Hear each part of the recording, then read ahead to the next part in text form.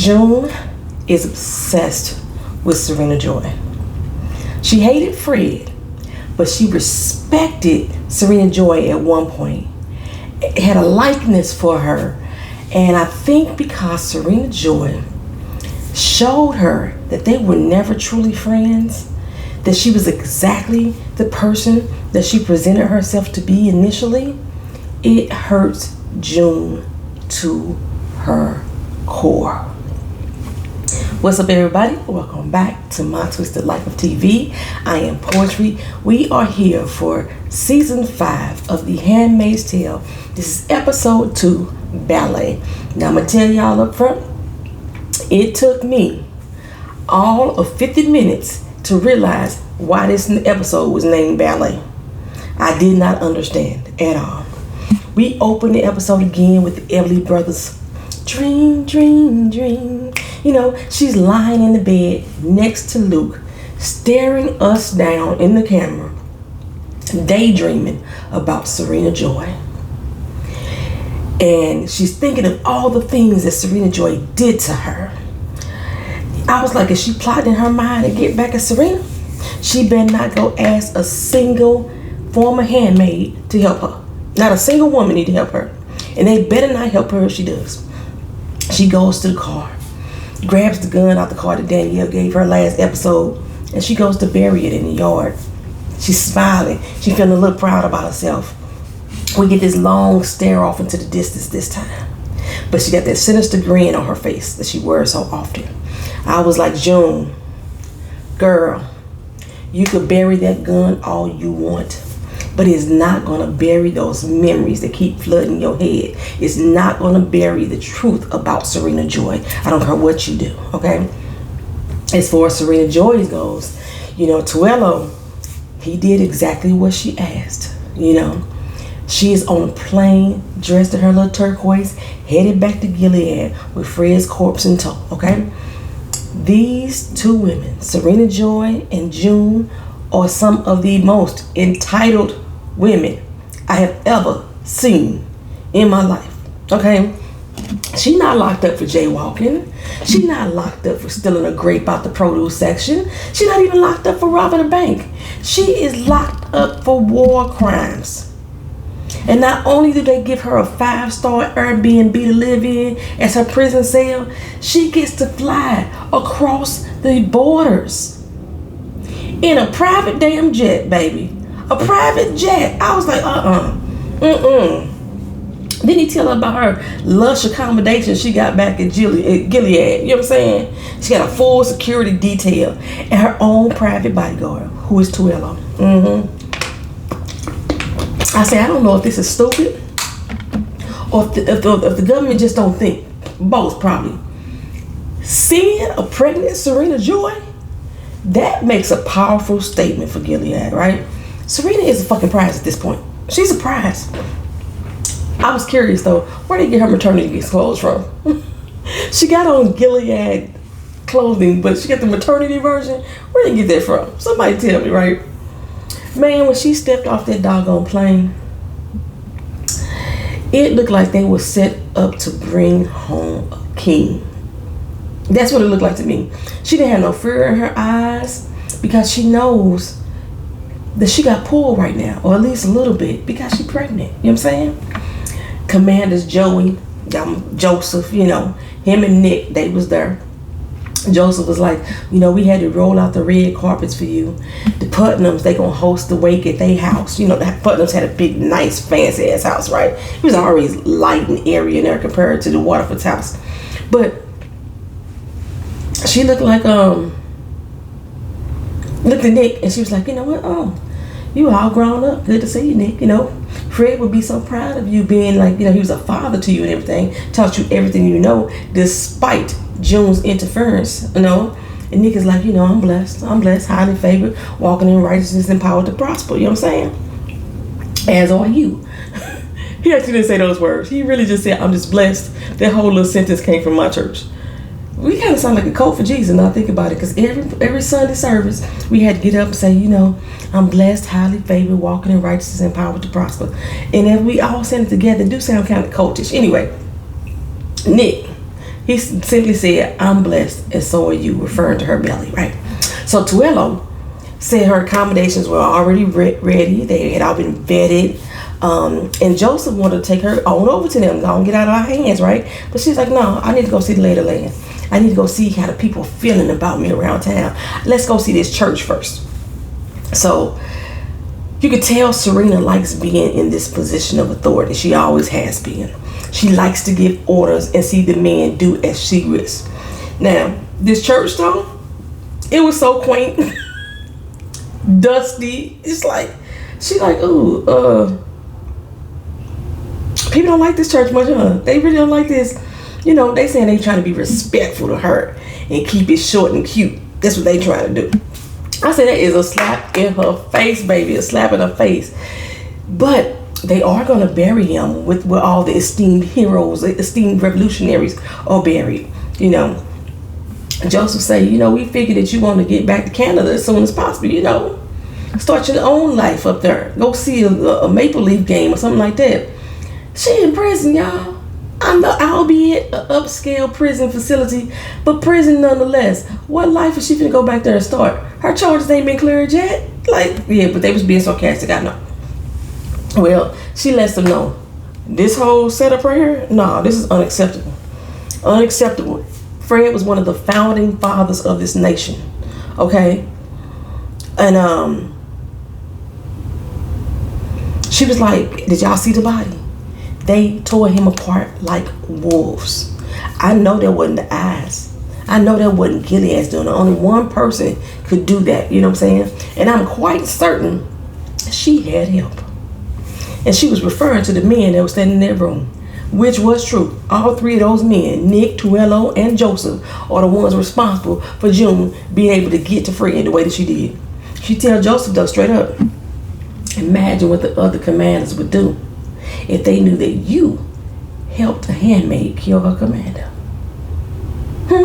Do you? Do you know? He like, that's a bold accusation. She said, I know. But my husband getting a proper funeral, and you gonna see to it. Okay?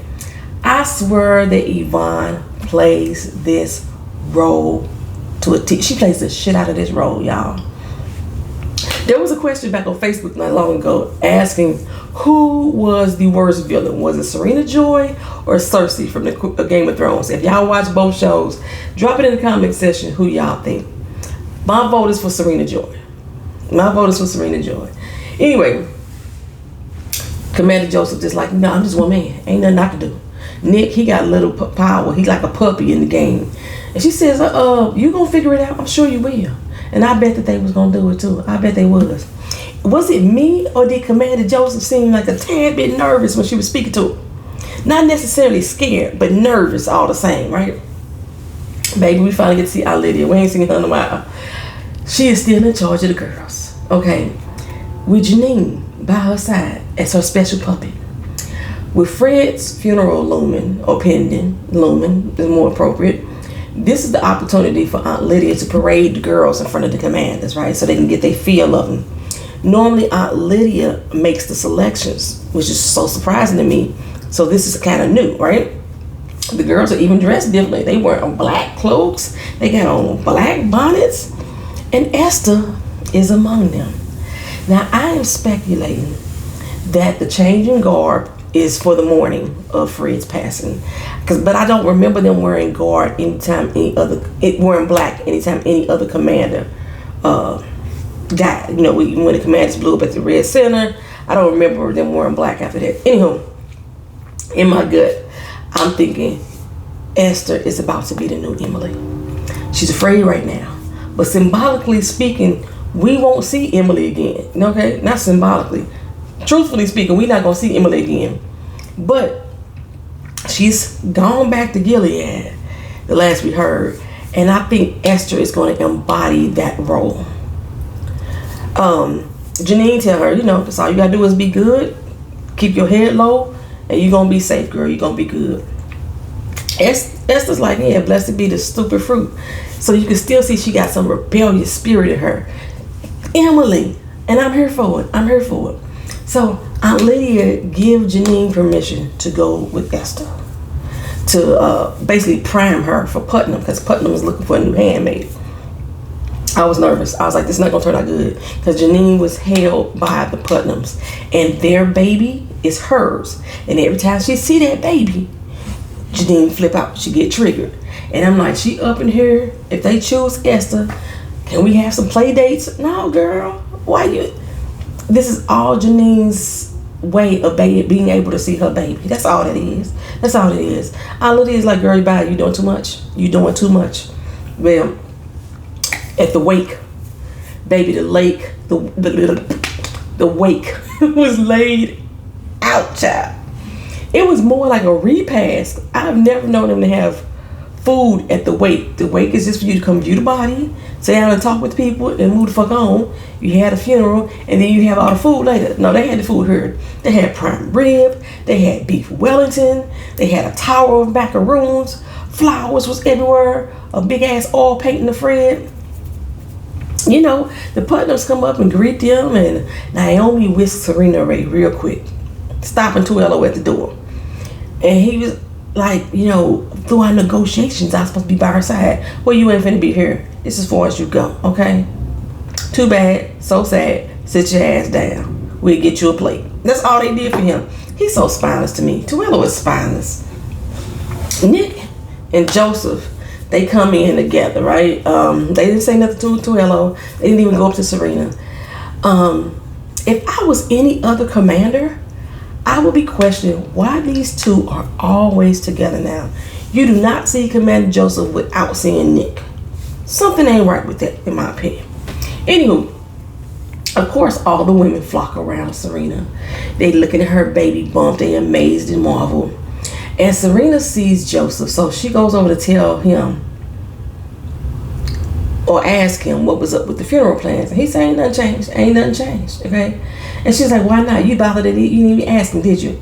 He said, well, what a man wants trumps what a woman wants. So, you know, besides, all the other commanders look at him as a traitor. So there's that, okay? We ain't finna go forth with nothing that you asked for. Serena had that look on her face like, you got me fucked up. She stared at him a long time until he walked off down the hallway. You got me fucked up is what Serena's face looked like. Well, who else is fucked up? June. Baby, I told her that she could not bury them memories. She is literally sitting down there, buried alive by her own trauma. That's basically what June is at this point. The whole family is sitting down. We trying to have a doggone game day. We got Taboo, we got Monopoly, we got Scrabble. Rita came by, she baking bread and everything, right? Rita is getting on with her life. She looking up real estate classes and everything. While June can't even enjoy a simple game of Scrabble. Why? Because it triggers memories of Fred. Remember, Fred always had her playing Scrabble, sneaking her off to the room to play Scrabble? You know, I thought when she killed Fred that she had finally snapped. No, I realized she has not fully snapped yet. She's not gone to the point of no return yet, but she getting there. She getting there. Now, while they playing or setting up the Monopoly game, I hear Maura say you could wear this top hat for when you go to the ballet. And like I say, I hadn't caught the meaning of why this episode was titled Ballet. I was wondering if it had to do anything with the swan dance, okay? The swan dance is something that they do in ballet, you know, with the ballerina do all the little, like she fluttering like a bird and all that stuff, right? And they usually do the swan dance right before the big death scene in the ballet, right? So I was wondering, you know, if that's why they titled it Ballet. Y'all let me know. If y'all got any thoughts at this point, let me know. I'm sure it's going to connect at the end, but up to this point, what did y'all think that the title was referring to? Y'all saw the title Ballet. I always try to figure out what the titles mean before I even watch the episode. Well, June, child, she is pressed about the fact that they let Serena Joy go back to Gilead. She going back and forth like she a freaking queen. You know what I'm saying? What's up with that? You know, when she came back and she said it to Rita, that she gone back, I thought she was referring to Emily. No, she was referring to Serena Joy. June is obsessed with her. She absolutely obsessed with her every move. How dare they let her return? I was like, June, Pipe down, sis. Pipe down. They let you get away with murder. So why are you tripping off her flying back and forth to Gilead when you got away with murder? Okay, calm the hell down. I know Rita had to be like, girl, can we find another subject, please? Every time Rita come around, that's all June want to do is talk about Serena Joy. You're not right, girl, right? Moira comes into the kitchen and hears the tail end of the conversation. Her and Rita look at each other like real disturbed. Like, what is up with June's mind? June like, you remember, don't you? You remember when she slapped you? And, you know, Rita like, yeah, I don't want to talk about Serena. No, but you remember though, don't? I know you remember. Remember, I was pregnant and she couldn't hit me, so she hauled off and hit you, knocked you into next week. Don't you remember that? And Moira was like, girl, shut up. Like, June, shut the fuck up.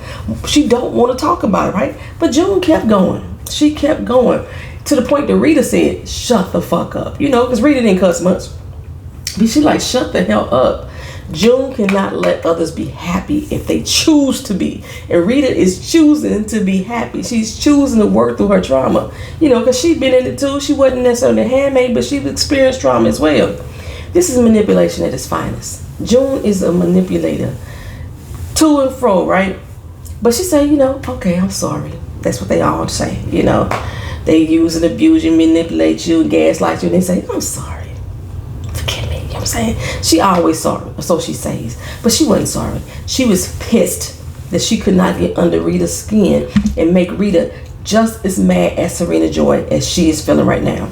Make her live through that pain again, the pain that she has not been able to come from underneath, right? So I was like, yeah, baby, misery loves company. Misery loves company, child. You're going to feel what I'm feeling if I got to force you to feel it. That's what June is telling her. Give me a moment. My dog seems like he attacking my cat. Hold up. Apparently, my cat slapped my dog in the face, and then my dog, they crazy. Okay, anywho, we up at the wake, right? Which is, like I said, more like a repast that happens, but it's happening before the funeral. Tuello meets with Aunt Lydia, okay? And Nick was standing near when Tuello tells Aunt Lydia, praise be. Me and Nick look at him like, where'd that come from? When did you start saying praise be? I was kind of confused.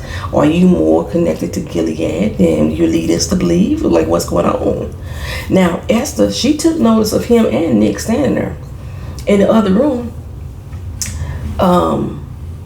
She trying to convince Janine, this is the time for us to rise up. We need to do something, right? But Janine is like, no. What we need to do is stay alive. Follow the rules and stay alive. So Naomi brought Lydia brought Naomi back there to view Esther, right? And she's like, ooh, she young. Yeah, I know, but she used to be a wife, okay?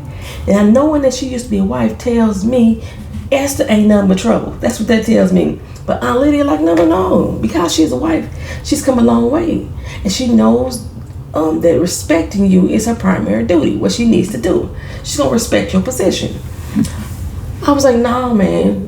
Used to be a wife. Used to be is past tense. Something she had to do to used to be a wife. She's rebellious. And Aunt Lydia always giving the Putnams the rebellious trouble with. Look at Janine, okay?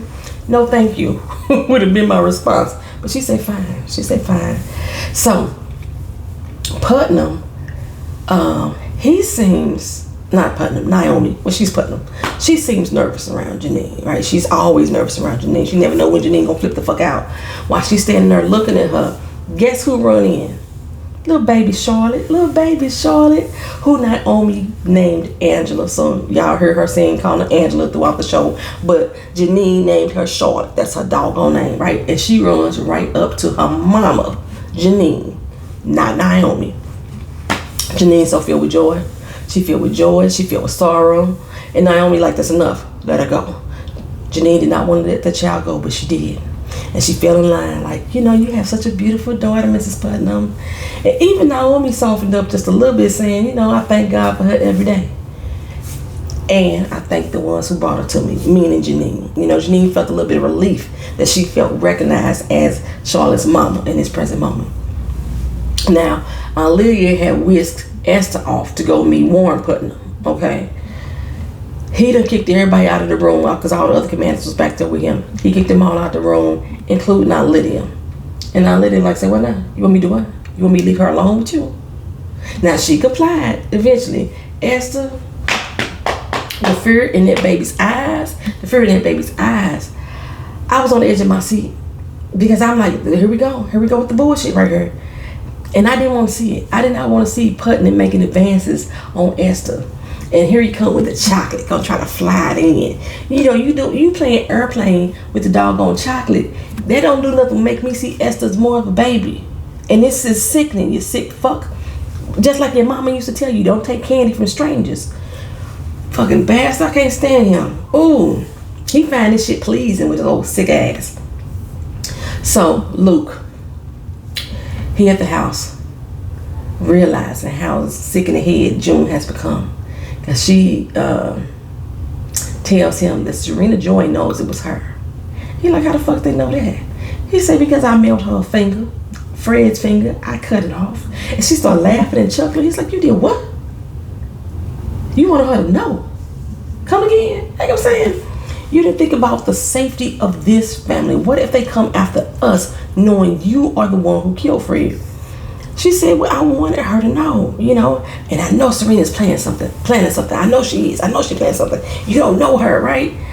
And it's like it's a game to her. I hurt Serena. Serena hurt her. You know what I'm saying?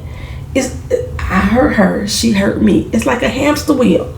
It's just steady going around in circles. The hurt keeps coming back full circle. When does it fucking end? Okay? He finally said what I've been saying this whole doggone episode.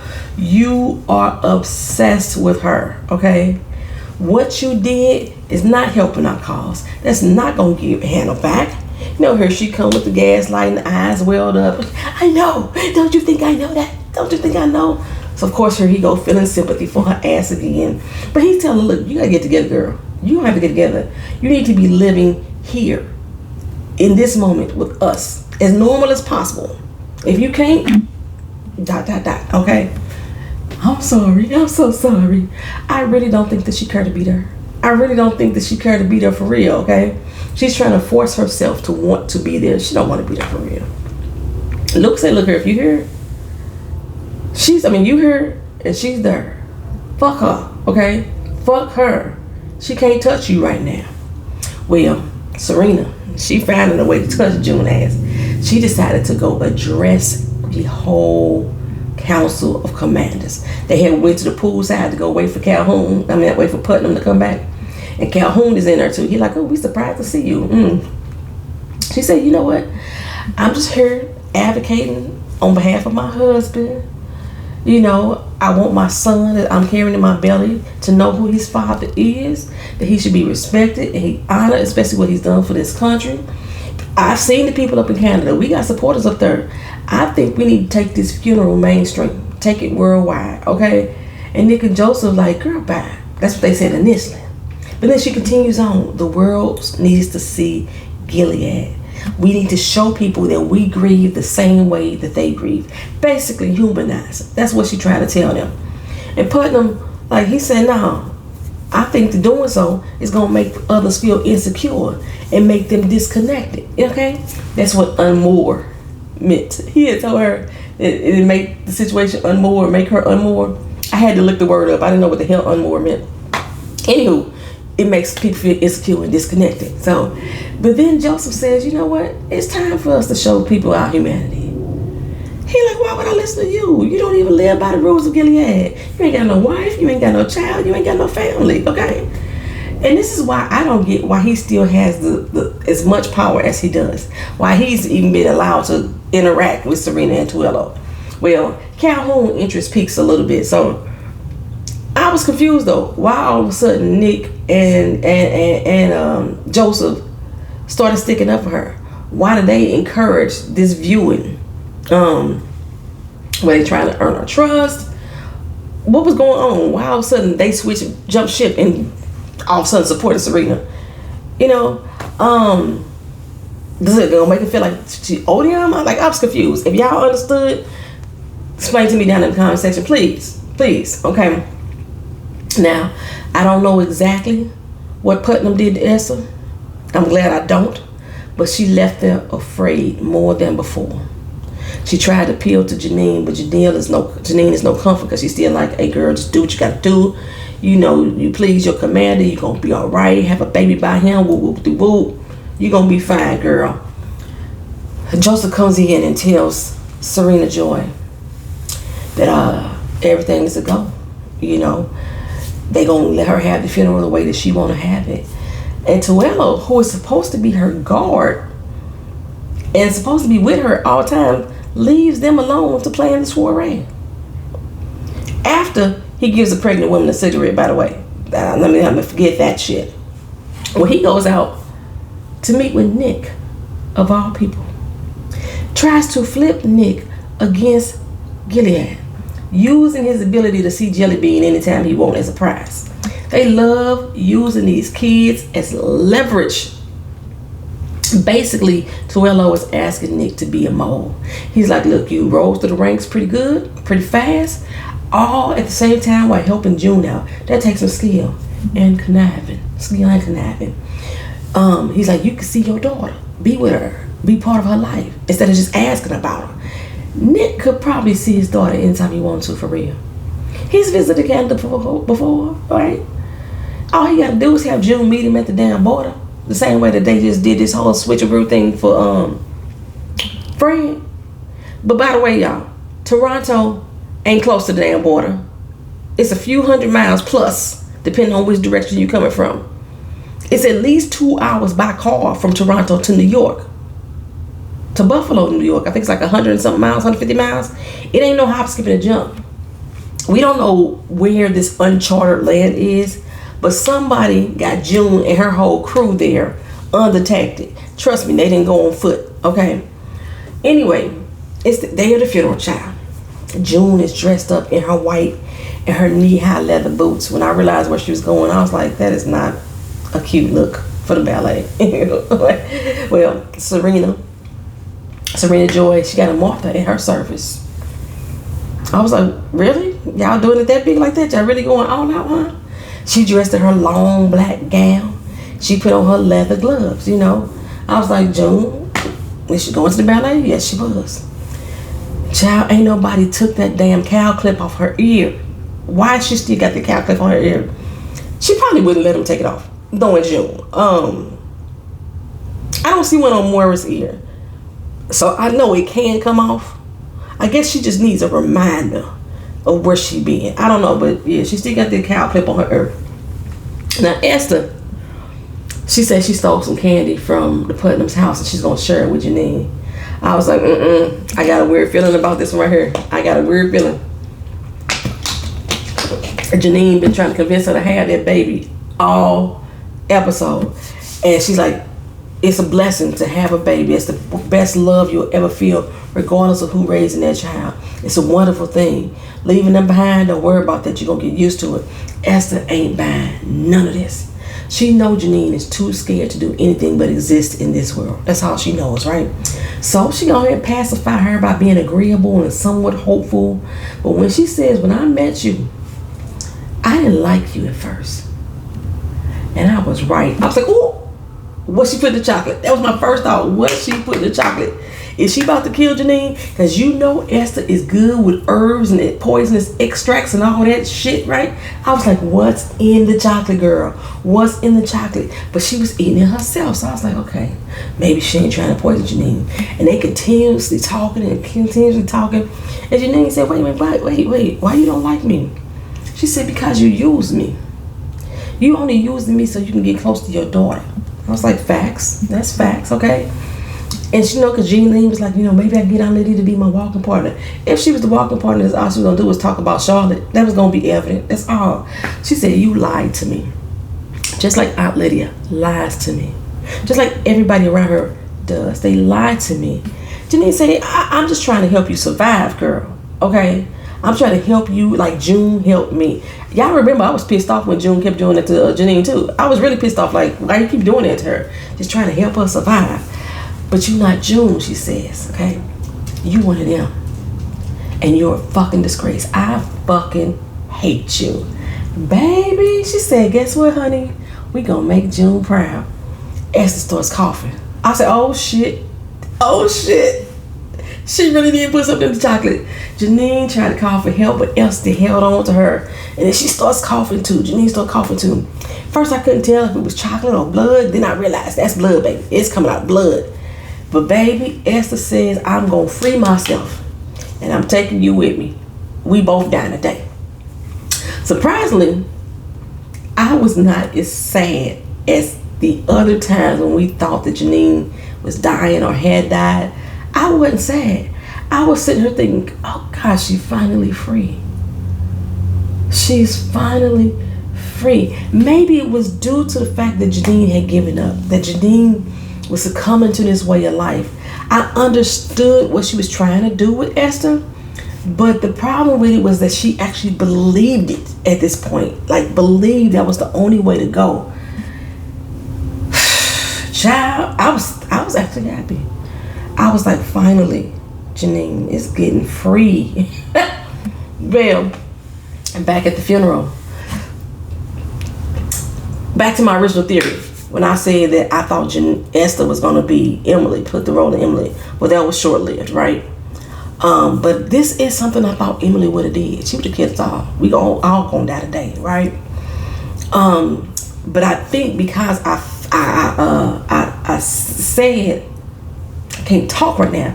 I think because I was saying, or I believed that Esther was embodying the spirit of Emily, that when Esther died, that was us actually watching Emily's death on the show. That's just me. My twisted way of thinking. That's why this channel's called Twisted Life. Okay, anywho, back at the funeral. Baby, a lot of y'all was telling me last episode how excited y'all was about episode 2, how good it was. Honestly, it didn't get good to me until Esther took out Janine. And then this funeral scene. Okay. Fred's coffin was covered in this beautiful tapestry. It wasn't the Gilead sigil, but they should have made it so. They really should make it so, because it was so beautiful. It was this blue sword trimmed in red, had the golden angel wings about it on a black backdrop, had the eye up there so the sword could be under his eye, because Fred was a soldier. He was a soldier for the eye. I'm saying, I'm making shit up. It might be right. I don't know. But anywho, it was absolutely stunning. I love tapestry. I love different prints and designs. That flag was freaking gorgeous, right? Because their actual sigil, they actually showed it in episode 2. Their actual sigil does not have the eye on it or the sword. It's just a pair of the wings with the bird with the little twig hanging in his mouth, you know what I'm saying? And the burst of sun coming behind it. That's the actual sigil. They need to make this the sigil. It's game time, baby. It is game time. Serena in there crying her little heart out, right? Then she gathered herself, pulled the veil over her eyes. Baby, the veil was long, had a train on it like she was going through a wedding and everything. She stood tall and said, let's get it, let's go, okay? Lights, camera, action, baby, it's on. June, she headed to the ballet at the same damn time. And I believed that the dance was the last swan, except I didn't see some of the moves, because I did look it up on YouTube to see what the last swan or the Black Swan's dance was. Like I said, the ballet person wings be fluttering, it be kind of graceful. It didn't be like mine, be kind of graceful and everything. But the dance I saw on stage wasn't the exact same, so I wasn't sure if my theory was right initially. Anywho, the funeral. The funeral march was so visually powerful. This beautifully adorned casket. Serena Joy dressed in all her black, head to toe, 5 feet behind her. That's how long the veil trailed behind her, right? She's wearing widow wail. All the wives dressed in they little blue. Got the blue veils on their face, right? The sigil is raised up, 5 flags behind them, real huge. The Handmaids out there, the Marthas out there, the Eco families out there, the Eyes out there, they all line the streets in perfect alignment, sync, military style roles and everything. And I know this ain't supposed to be a fashion moment, but them damn handmaids was serving, honey. They was serving, had their black coats on. Baby, this is a rich black. Oh, black. You know when you buy a pair of jeans, black jeans, and before you wash them for the first time, how deep the color is, that charcoal, but that's how these cloaks was and these bonnets was. Then they had blood red veils on their face. This catching the wind ever so gently. It was just blowing. You know, Serena Joy stopped in front of them and they curtsied her. Just like she was the fucking queen. Just as June said earlier, they treated her like she the damn queen. I don't know what June was feeling at this moment, but she is in the ballet. Her eyes are turning up, you know. She feeling an emotion. Ballets, even though they don't have no words, they can make you feel like you want to cry. That's how I feel about operas too. You know, I don't understand the language half the time. I can watch them and I can get that emotional feel, I get that emotional connection. And that's what June was feeling right now watching this ballet, right? Serena, she is feeling empowered. She's feeling empowered in this moment. Out came the children. It looked like Hannah was leading the march. I was like, is that Hannah? Is that Hannah? I wasn't sure, right? Next up, the commanders. You know, Serena Joy did her little curtsy in front of them. They bowed their heads to her. She turned around and we get the scene with Serena Joy standing in those big white angel wings. Remember when June had that same scene? Had the big white angel wings behind her? This was Serena's moment. This was Serena's moment, right? I was wrong. Hannah was not leading the children marching out, but she was among the children. I forgot who her family name was. Something to begin with a W. So when Serena was sitting down with Joseph writing out the guest list, I think she may have said the family name, and I probably would have picked up that Hannah was going to be here, but I didn't. Like I said, I don't remember her family name. So yeah, was it Westminsters or something like that? I don't remember. Anywho, I didn't know Hannah was coming at first, but I suspected Hannah was going to come. Now, Luke and June, they lead the ballet. They feel a little bit like a normal couple flirting with one another. I didn't catch the name of the ballet. It was up on the billboard though. But what I did catch, when Luke went to go kiss her, I seen the Jumbotron that was up there in the square. The funeral was being played live and in living color, baby. Live and in living color. I already know. I said Serena Joy's finna have a moment with Hannah. I know she is. She's gonna have it right on the screen, and June is gonna see it and lose her shit. That's how I'm feeling. So immediately after they kissed, June notices the Jumbotron, because everybody out in the square standing up looking at it, right? She notices the Jumbotron, draws Luke's attention to it too. There's a few Jumbotrons spread all through this doggone square, right? Live on the news. Luke turns to the one behind him, frozen. June turned, frozen. There was the children. There was Nick walking beside Serena Joy. Of course, June felt some kind of way when she saw him on screen. There was Serena, the image with the angel wings behind her. And then the icy molding on the cake. Hannah comes up to Serena Joy, presents her with a bouquet of white flowers. Serena leans down, kisses Hannah on the forehead, and then they stand there side by side together. And then they pan in, lock in on Hannah's face. They held it there for a long while. This was Serena Joy's way of saying, June, you think you got me? But look who I have. Look who I have, right? She knew June was going to see it. June was obsessed with her. They locked in on Hannah's face. I would have fell out in the street. I would have been bawling like a bitch. Oh, my baby. I'd have been acting a damn fool, child, if I had saw my baby on that screen.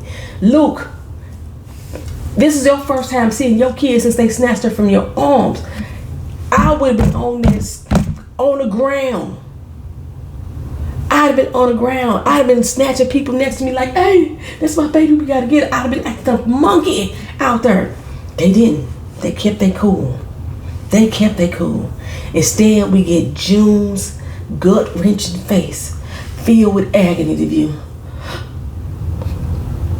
You know, we get that, okay? We get Luke's too, but it was mainly for June.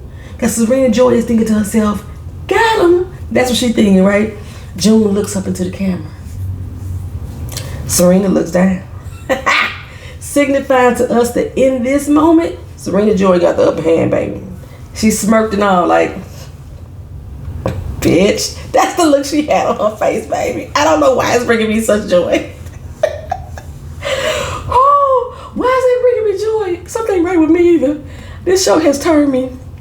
Anyway, June's smile that she originally had coming out that ballet turned into a frown. It was turned upside down. And I was like, Luke, You wanted normal. You wanted her to be here in this moment and be present. But I told you, she was buried alive under her own memories. And this right here just threw it back in her damn face. Norma don't live there no more. Norma don't live there no more. That is it, child. That is it. That is The Handmaid's Tale, Season 5, Episode 2, Ballet. Thank y'all for y'all commentary on the last video. I hope we get some good commentary going on, some good conversation going on in the comments today. If you're not already subscribed to the channel, please go ahead and hit the subscribe button. Like, comment, share. Peace.